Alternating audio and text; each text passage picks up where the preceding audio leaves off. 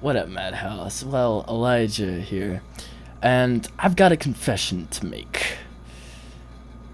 And it's a big one. It's a big one. And, after years of watching and listening,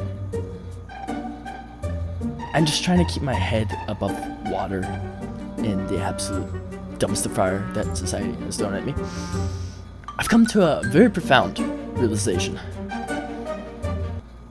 I'm tired of being undefined. You heard it here first. I'm tired of the ambiguity, if that's how you say it.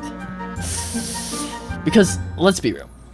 In 2026, if you're not clearly labeled as some oppressed group, then by default, you're just free-floating. You are, in fact, nothing. And that's not acceptable in our current climate, is it? So I've decided I'm officially auditioning for the role of the Oppressor. You heard me right. I'm putting my hat in the ring. Because, it seems like everyone else has had their victimhood stakes. Except for me. Everyone's had their trauma tokens. Their generational suffering championships. And honestly, it looks exhausting trying to prove how marginalized you are. It really does. I mean, the paperwork alone must be like a nightmare. I mean, am I right? The, oppressor role? That's simple. It's clean. It's efficient. You just are you.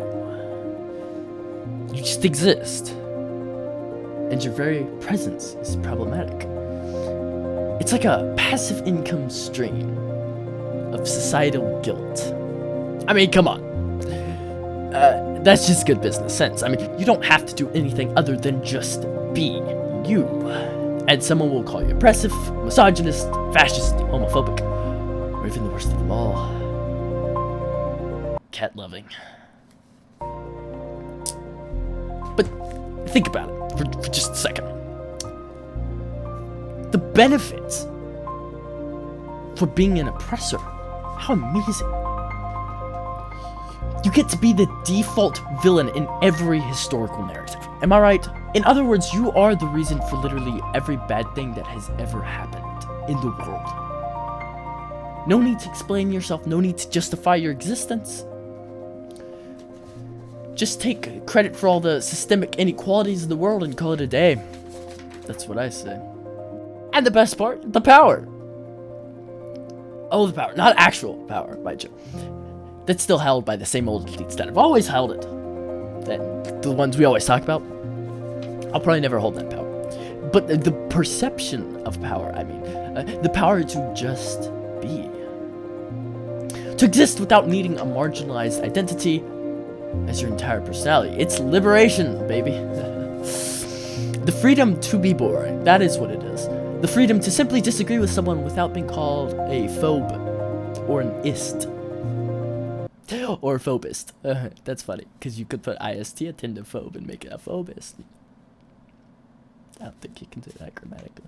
I want to live in a world where I could say, hey, maybe that's a bad idea, without having to first state my pronouns, my heritage, my trauma, and my current emotional state, which is terrible, by the way, in case you're wondering about it. Anyway, that's beside the point. I want to argue about policy, not about who has the most compelling sob story. And it seems the only way to get a seat at that table without all the baggage is just to accept the villain arc. So yeah, I'm ready. Send me the headshots. I've been practicing my menacing stare in the mirror.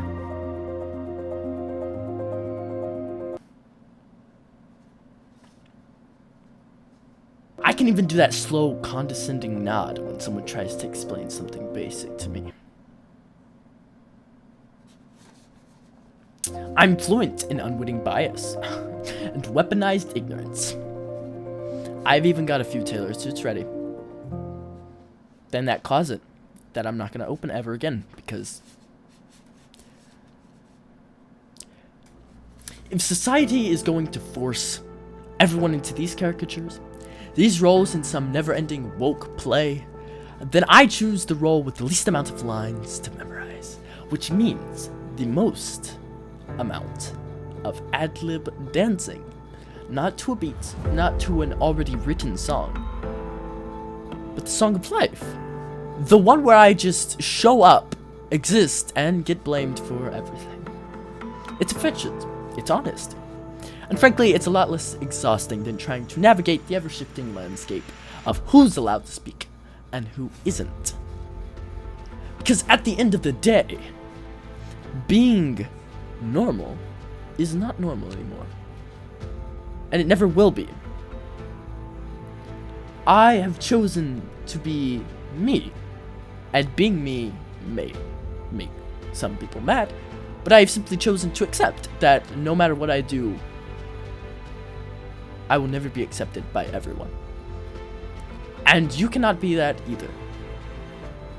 Whether you are the Kamlas of this world, or the Bidens, or the Trump, or even the boogeymans of this world. No matter what you are, you do not deserve to be looked down upon, simply for your opinions. And I may say so myself, that I do not deserve to be looked down upon for my opinions, because I can't even speak apparently. The point is, everyone will always look upon anyone for stating their beliefs. And we must all come to the table and agree that perhaps there is room for everyone to state what they believe. And perhaps that is a good thing. Even me doing this now, I am stating exactly what I've chosen to be. I have put in my application to being the oppressor. Because I have accepted my role. I will always be the oppressor.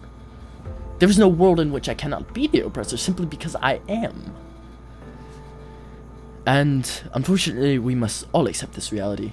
In our own way, we are all in the present. If you are you, then there will be someone else who is offended by you, but that does not mean you should stop being you. See, we are made intimately. We are made creatively. We are intricate human beings. And we all have personality. We all have different ways we react. We all have different beliefs. But society does not move forward if we do not share those beliefs and do not share those ideas. The only way we ever got anywhere was when we sat down and talked about these things. Otherwise, we'd end up like France, and well, the only war they can ever win is a civil war. The point I'm trying to make is, we have to be who we're meant to be. And we must come together and speak upon these things. We cannot go and be the explosive Iranians mass slaughtering anyone, or 30,000 of their own people, just because 30,000 of their own people disagree with them, more like 90% of the population. Frankly, we cannot be like the Bidens and the vaccine. That is unacceptable. You should not be forced to take something, especially something that we don't know the ingredients to. I mean, they could have been injecting pig snot into your arm. Wouldn't even be surprised, actually. Above all, don't be a pawn of the devil, because he will use it, and he will do anything he can to divide us and not allow us any dignity, any ability to come together and actually reason out what we believe. And the whole point of this video is so that you realize that you may yet need to play the oppressor role, not by driving the masses or intentionally going against the grain, but accept that you must be you.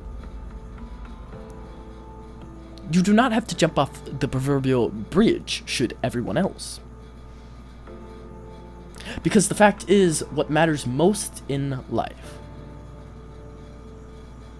are the small things. And it's what we believe. That's what matters most. And the more we allow our marginalized past, or perhaps our victimized lineage, to get in our way, we are simply distracting ourselves from what should be. And as the great Kamla once said, unburdened by what has been. So, the truth is, whether your ancestors were slaves, or like my ancestors, they were under Stalin. Not entirely proud of that. Or Navajo Indian, or perhaps you came from Haiti. Don't let your past define you.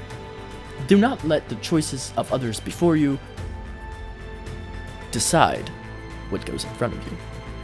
You are you, simply you, created by God.